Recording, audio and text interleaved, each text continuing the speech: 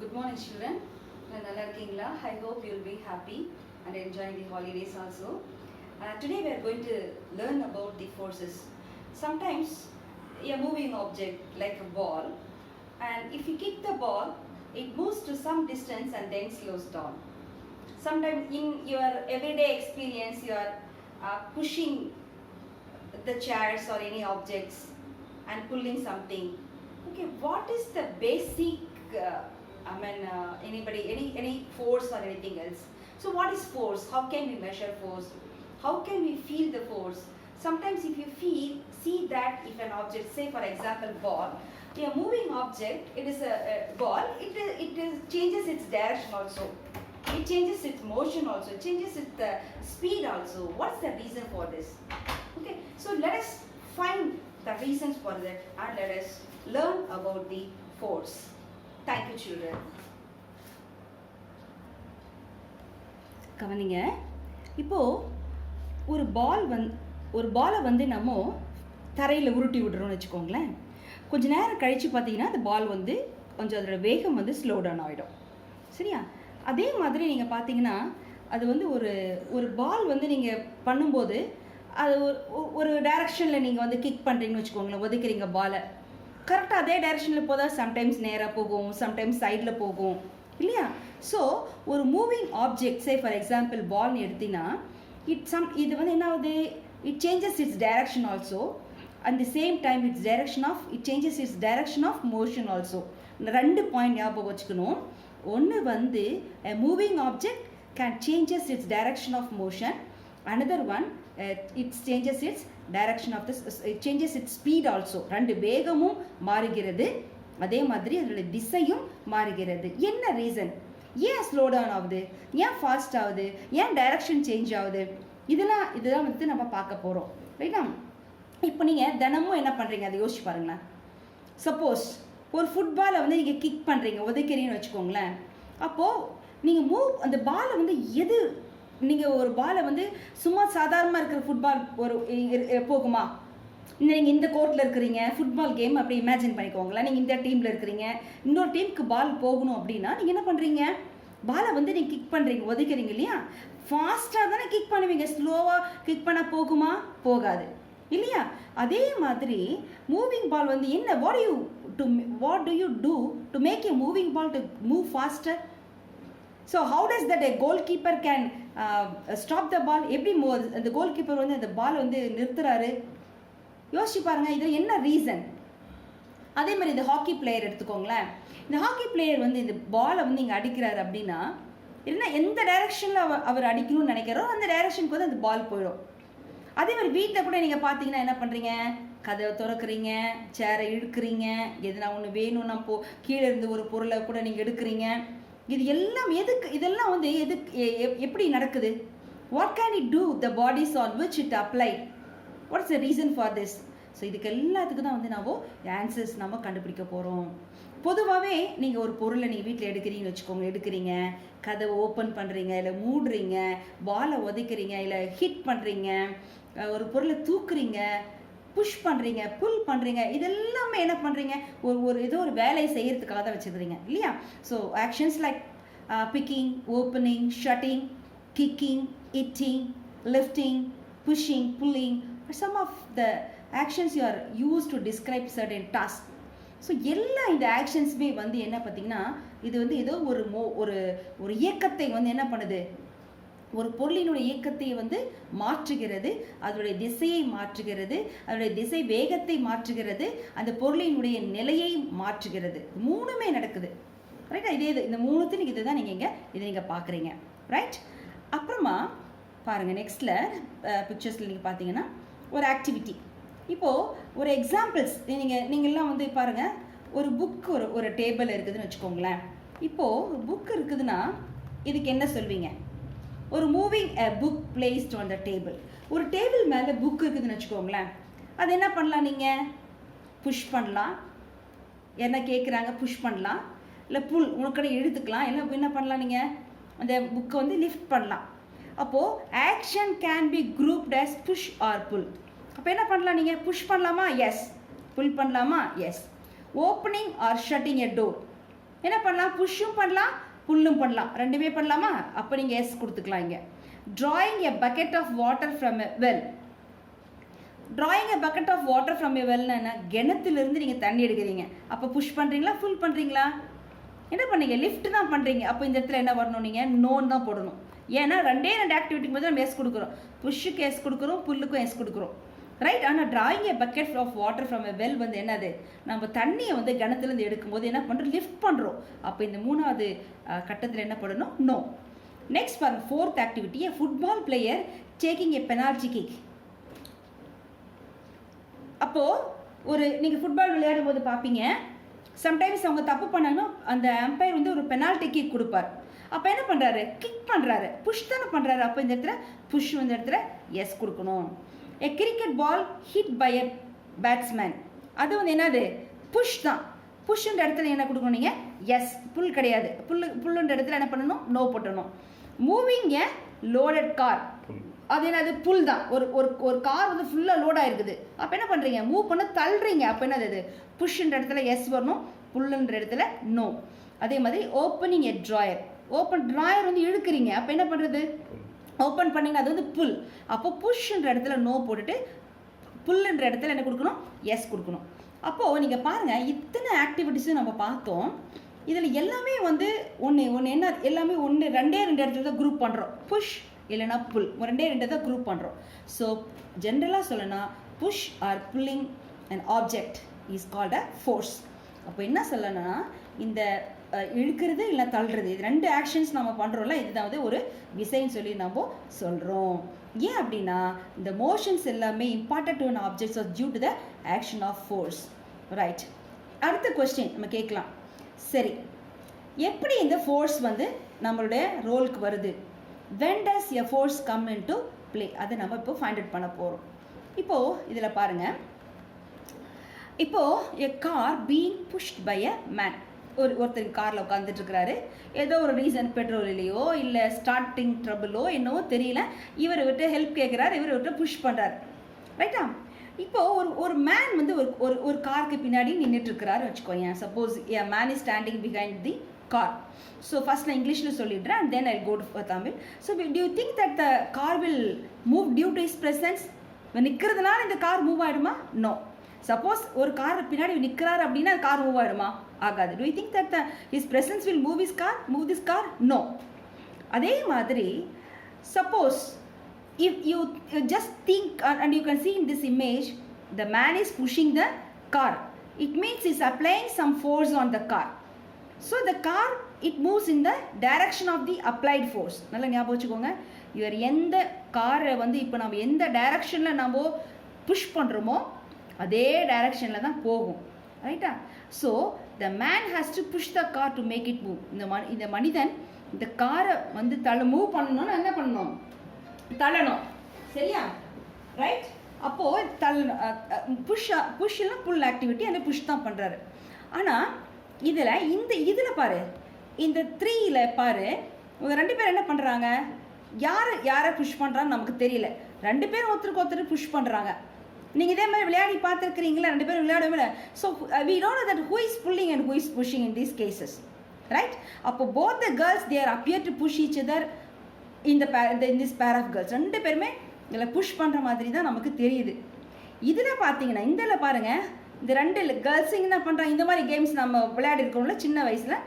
So these two girls are trying to pull each other. இதில் வந்து these two girls are trying to push each other. In this image these two girls are trying to pull each other. ரெண்டு பேருமே வந்து ஒருத்தருக்கு ஒருத்தர் தள்ளுறாங்க, இங்கே வந்து ரெண்டு பேர் ஒருத்தருக்கு ஒருத்தர் இழுக்கிறாங்க, ரைட்டா. ஆனால் ரெண்டு சுச்சுவேஷன்ஸ்லுமே பாருங்கள், both the situations, the girls in the two situations are applying some force. Push பண்ணுறதும் ஃபோர்ஸ் தான், புல் பண்ணுறதும் இங்கே ஃபோர்ஸ் தான், ரைட். அடுத்தது இங்கே பாருங்கள், இதில் என்ன பண்ணுறாங்க, ஒருத்தர் வந்து இந்த மாடை கட்டி இழுத்துட்டு வர்றார். ஸோ ஹூ இஸ் புல்லிங் ஹூம், யாரை இழுக்கிறாங்க, இந்த மனுஷன் தான் என்ன பண்ணுறாங்க, இந்த புல்லக்கை வந்து இழுக்கிறாங்க. மாடை வந்து சாரி என்ன பண்ணுறாரு, இப்போ நல்லா மாற்றி சொல்லிட்டீங்க, என்ன பண்ணுறாரு, மாடு வந்து என்ன பண்ணுது, இவர் இழுக்கிறாரு, வான்னு சொல்லி மாடை இழுக்கிறாரு, என்ன பண்ணுது, அது என்ன ஃபோர்ஸ் பண்ணி அதுவும் என்ன பண்ணுது, இவரை இழுக்குது.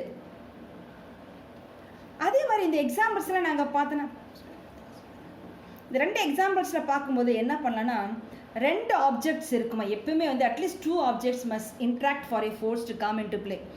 எப்பவுமே பாருங்கள் ஒரு பால்னாலும் சரி நம்ம பார்த்த இந்த கேர்ள்ஸ் எக்ஸாம்பிளையும் சரி இந்த மாடு இந்த மனுஷனை பார்த்தோம் எல்லாத்துலேயுமே பாருங்கள் 2 ஆப்ஜெக்ட்ஸ் இருக்குது. ஸோ ஒரு ஃபோர்ஸ் வந்து நடக்கணும் அப்படின்னு சொன்னால் 2 ஆப்ஜெக்ட் வந்து இன்டர்ஃபேஸ் ஆகணும், இன்ட்ராக்ட் ஆகணும், அப்போ தான் என்னாகும் ஃபோர்ஸ் வந்து நடக்கும். அப்படின்னா என்ன சொல்லலாம்னா that interaction of one object with another object results in a force between 2 objects. அடுத்தது நீங்கள் இன்னொரு இந்த டக் ஆஃப் ஃபோர்லாம் கூட நீங்கள் பார்த்துருப்பீங்க. இந்த பக்கம் ஒரு 10 பேர் கயிறை பிடிச்சி இழுப்பாங்க, அந்த பக்கம் ஒரு 10 பேர் கயிறை பிடிச்சி இழுப்பாங்க. 2 பேருமே they're trying to pull each other, trying to pull 2 பேர் ஒத்துக்குத்து இழுப்பாங்க, புல் ஈச் அதர். அதில் யார் அதிகமாக நல்ல ஃபோர்ஸ் நிறைய இருக்குதோ அவங்க தான் என்ன பண்ணுவாங்க, அடுத்த டீமில் இருக்கிறவங்கள நல்லா இவ்வளோ எடுத்துருவாங்க. So the team that pulls harder so that applying the large force finally they will win the game. இதே மாதிரி தான் சொல்லுவோம். அடுத்தது இங்கே பாருங்கள், இந்த எக்ஸாம்பிளில் பாருங்கள், ஒரு ஹெவி ஆப்ஜெக்ட் இங்கே ஒரு டேபிள் இருக்குது. மேபி இது டேபிளாக இருக்கலாம், இல்லை பாக்ஸாக இருக்கலாம், என்ன வேணால் இருக்கலாம். அப்போது நீ என்ன பண்ணணும், you have to push this either the table or box with a heavy force. நீ மூவ் பண்ண முடியுமா? இப்போ ஏதாச்சும் உன் ஃப்ரெண்ட்ஸ் கூப்பிட்ற ஒரு நாள் தள்ளி பார்க்குற ட்ரை பண்ணுற சிங்கில் பயங்கர வெயிட்டாக இருக்குதுன்னு வச்சுக்கோங்க. உன் வெயிட்டோட இந்த வெயிட் அதிகமாச்சுனாலும் தள்ள முடியுமா? முடியாது. ஸோ என்ன பண்ணோம், you have to call your friend also to push this, ரைட்டா? அப்போது நீங்கள் என்ன பண்ணுங்கள், 2 பேரும் ஆப்போசிட் டைரக்ஷனில் இருந்தீங்கன்னு வச்சுக்கோங்களேன். 2 பேருமே சேம் டைரக்ஷன். இப்போ 2 பேருமே இவர் எந்த டைரக்ஷன் இருக்கிறாங்க, ஆப்போசிட் டைரக்ஷன் இருக்கிறாங்க, எதிராக இருக்கிறாங்க. அப்போ அந்த அந்த அந்த பாக்ஸோ இல்லை டேபிளோ அந்த ஆப்ஜெக்ட் மூவ் ஆகுமா? ஆகாது இல்லையா? 2 பேரும் சேம் டைரக்ஷனில் இருந்தால் மட்டும் தான் என்ன ஆக முடியும், இந்த இது வந்து ஆகும். இப்போ இவங்களுக்கு நல்ல ஃபோர்ஸ் அதிகம்னு வச்சுக்கோங்க. இவருக்கு நல்ல ஃபோர்ஸ் வந்து நல்ல அதிகமாக ஃபோர்ஸ் வந்து கொடுக்குறாரு, ஆனால் இவருக்கு வந்து கம்மி ஃபோர்ஸ் கொடுக்குறாரு, குறைச்ச ஃபோர்ஸ் கொடுக்குறாரு. அப்போ என்ன ஆகும், இவர் என்ன பண்ணுவார், இந்த பாக்ஸை வந்து இந்த டைரக்ஷனில் அவர் மூவ் பண்ணிடுவார். இப்போ லார்ஜர் ஃபோர்ஸ்க்காக தான் அந்த எக்ஸாம்பிள்ஸ் கொடுத்துருக்குறாங்க. இதுதான் டக் ஆஃப் வார். பார்த்தீங்களா, யாருக்கு இப்போ கட்டிடுவாங்களே அப்படி தான் பாட்டு ஒரு நிறைய ஒரு குச்சி மாதிரி வச்சு இந்த குச்சியை வந்து இந்த கயிறு எந்த கயிறு தாண்டுதோ அவங்க தானே வந்து வின் பண்ணுற மாதிரி சொல்லுவாங்க. ஸோ யார் வந்து லார்ஜர் ஃபோர்ஸ் அப்ளை பண்ணுவாங்களோ அவங்க தான் வின் பண்ணுறது. Those are applying the larger force the set to be win the game, right? அடுத்தது நீங்கள் பாருங்கள், இந்த எக்ஸாம்பிள்ஸ்லாம் நம்ம பார்க்குறோம். So what is the nature of the force? Next question, what is the nature of the force? இப்போது for example இப்படி சொன்னால் ஒரு ஃபோர்ஸை வந்து ஒரு ஆப்ஜெக்ட் மேலே நம்ம அப்ளை பண்ணும்போது சேம் டைரக்ஷனில் நம்ம அப்ளை பண்ணோன்னா என்ன ஆகும்? அதே மாதிரி பாருங்கள், சேம் டைரக்ஷனில் நம்ம ஃபோர்ஸ் அப்ளை பண்ணோம் அப்படின்னா it will add to one another. ஒரு எக்ஸாம்பிள் பாருங்களேன், இப்படி நான் காமிக்கிறேன். இது வந்து ஒரு பென்.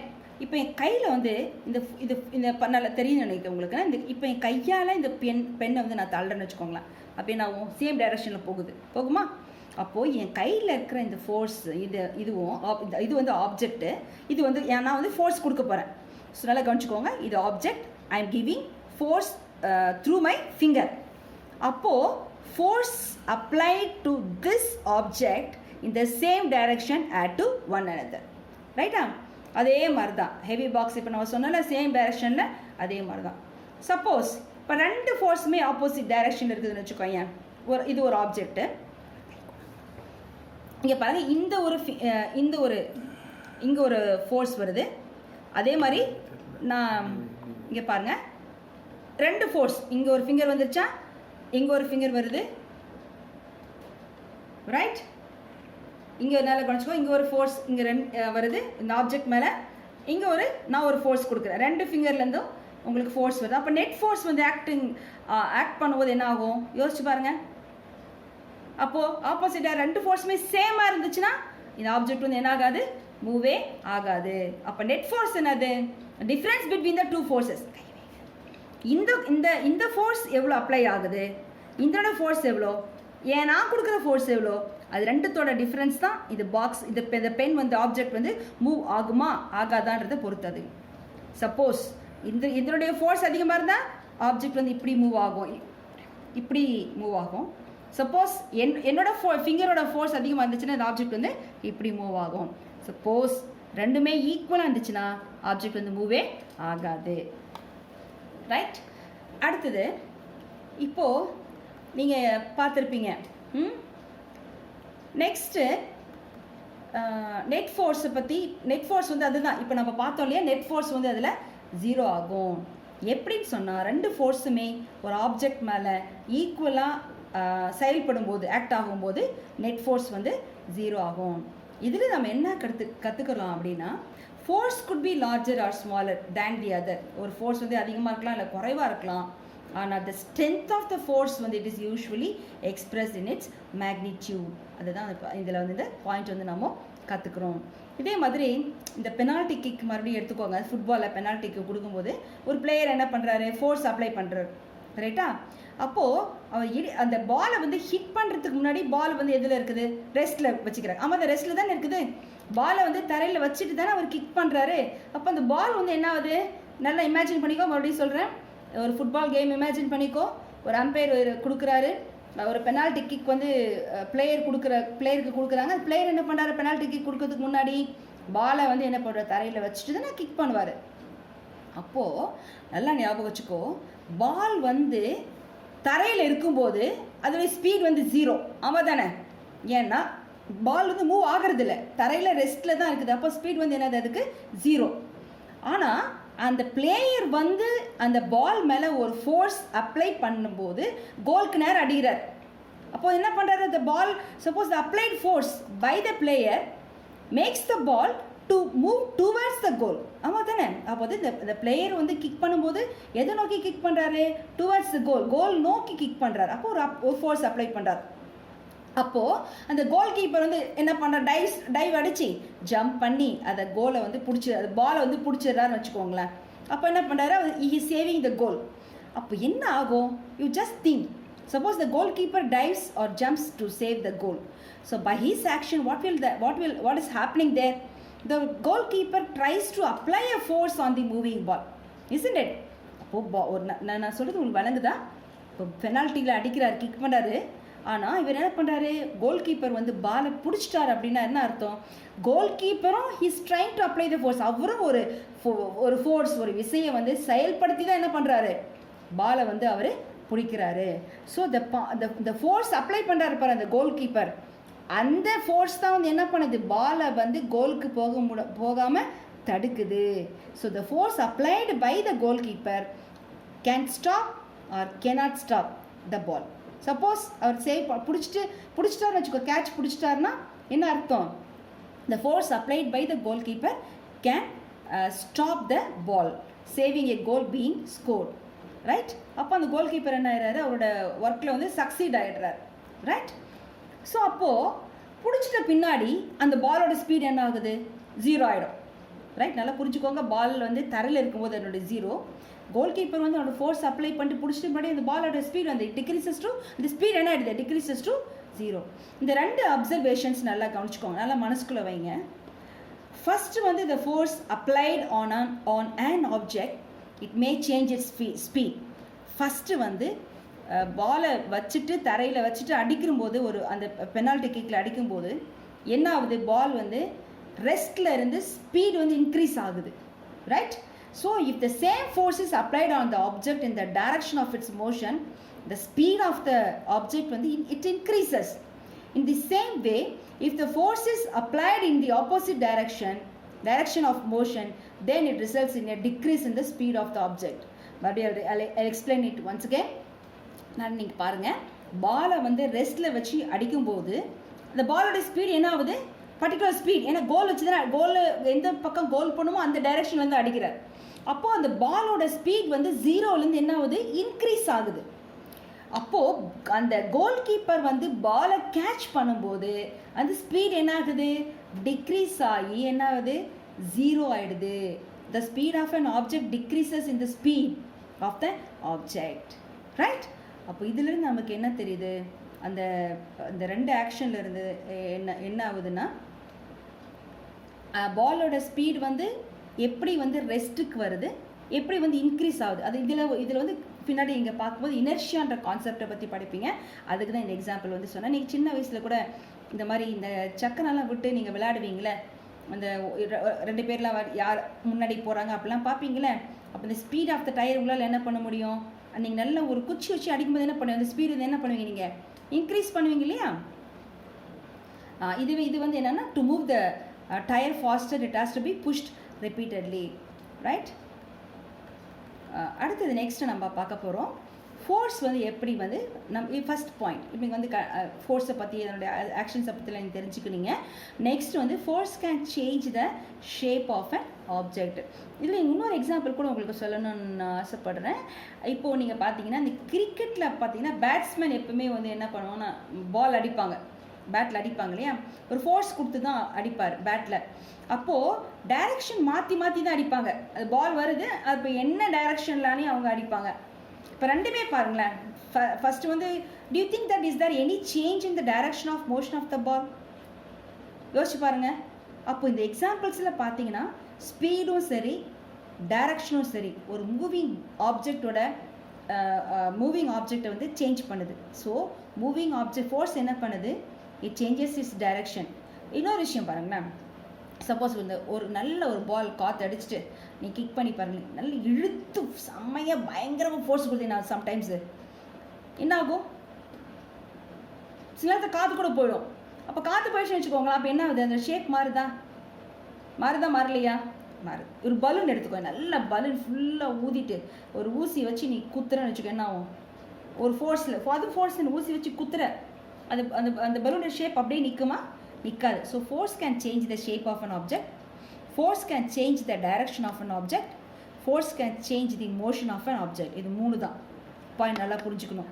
விசை வந்து அதனுடைய ஷேப்பையும் மாற்றும், வடிவத்தை மாற்றும், அதனுடைய ஸ்பீடையும் மாற்றும், அதனுடைய திசையையும் வேகத்தையும் மாற்றும், அதனுடைய திசையையும் மாற்றும். நல்லா சொல்கிறேன். Force can change the shape of an object, force can change the speed of an object, force can change the direction of an object. அடுத்தது நல்லா பார்த்துக்கோங்க. அடுத்தது நெக்ஸ்ட்டு இது எல்லாத்துலேயுமே வந்து நான் சொன்ன மாதிரி force can change in its state of motion, force can may bring a change in the state of motion of an object.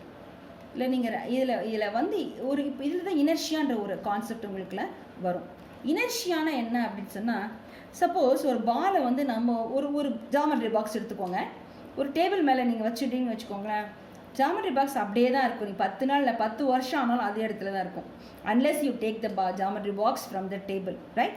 அப்போது ஒரு ஆப்ஜெக்ட் வந்து அதனோட ரெஸ்டில் இருக்கிறது தான் வந்து என்னது, இனர்ஷியா. அதாவது புற விசைகள் ஒன்று செயல்படாத வரையில் அந்த பொருளானது தன்னுடைய நிலையிலேயே தான் இருக்கும், ரைட். இப்போ ஒரு மூவிங் பால் இருக்குச்சு, நீங்கள் கேட்கலாம், மிஸ் மூவிங் பால் மூவிங்லே தானே இருக்கணும், ஏன் அது ஸ்டாப் ஆகுது அப்படின்னா, அது ரீசன் வந்து அந்த தரைக்கும் ஃப்ளோருக்கும் அந்த பாலுக்கும் இடையில ஒரு ஃப்ரிக்ஷனாக உராய்வு விசை செயல்படுகிறது.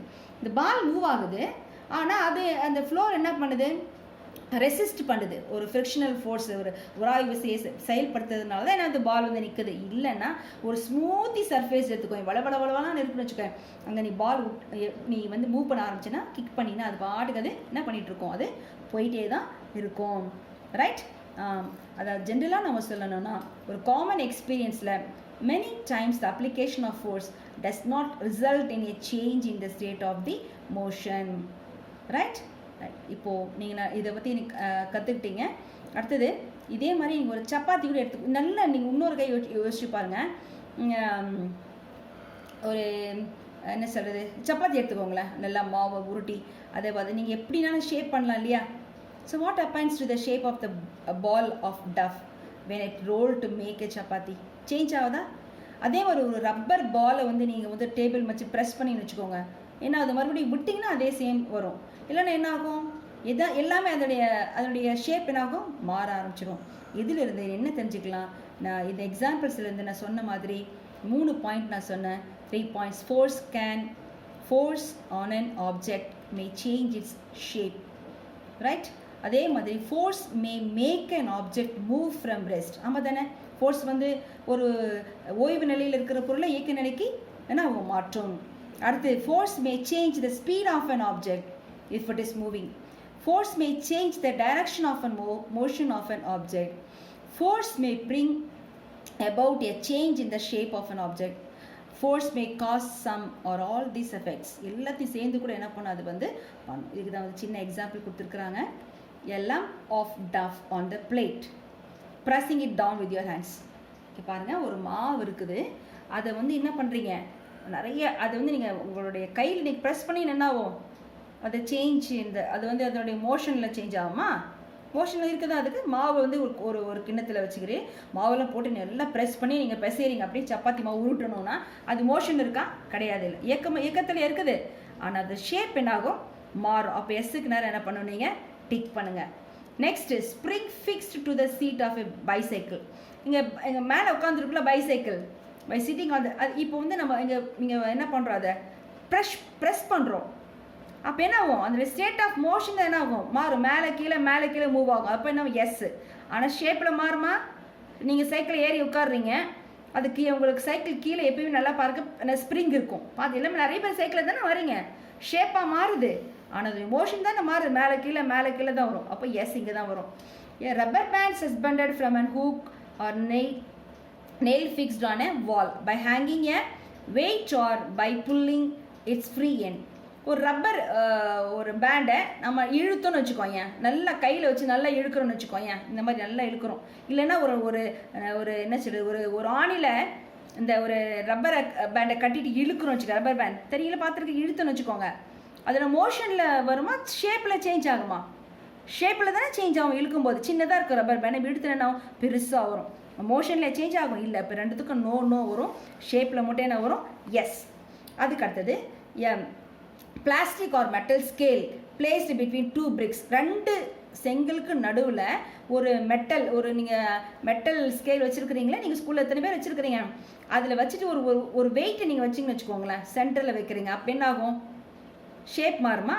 மாறாது, மோஷன் தானே மாறும். ஏன்னா அதுவும் வச்சுன்னா கொஞ்ச நேரம் கடடான்னு ஆடும் இல்லையா, அதோட ஷேப்பில் மாறாது, மோஷன் இதில் தான் மாறும்.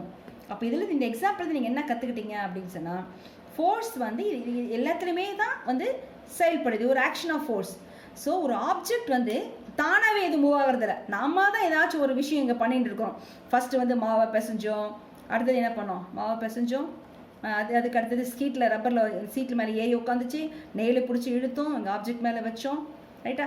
ஸோ ஆப்ஜெக்ட் வந்து cannot move by itself, இது வரும், ரைட்? இதுதான் வந்து ஃபோர்ஸை பற்றி கற்றுக்கிட்டோம். நெக்ஸ்ட் வந்து கான்டாக்ட் ஃபோர்ஸ், அதில் வந்து நெக்ஸ்ட் கிளாஸில் படிக்கலாம். சரியா? தேங்க்யூ சில்ட்ரன், நல்லா கவனிங்க. Thank you children, take care.